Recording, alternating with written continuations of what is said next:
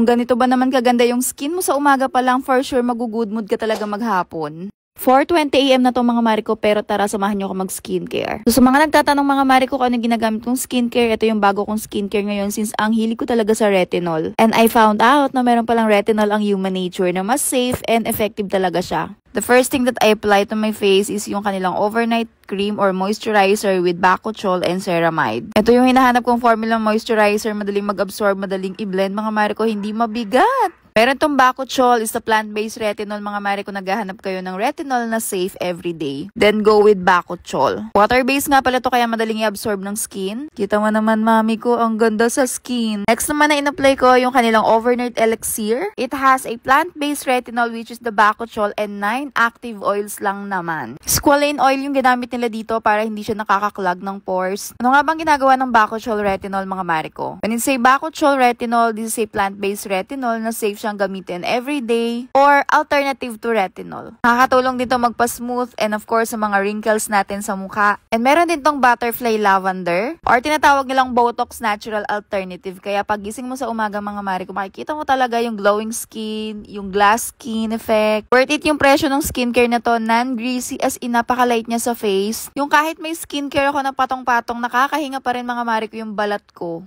Kaya naman pagising ko mga mare ko, tinignan ko agad yung face ko. Grabe yung overnight elixir mga mare ko ng Human Nature. Ang ganda sa face, ang gaan. Hindi ka naglalapot pag umaga. And look at that glow. Mas nag-moisturize yung skin ko and mas nag-hydrate siya dito sa overnight elixir. And then minasage ko na lang siya para nang sa ganun hindi masyadong puffy yung aking face in the morning. Kaya kung naghahanap kayo mga mare ko ng retinol na safe, at hindi ma-irritate yung skin nyo, then go with this one.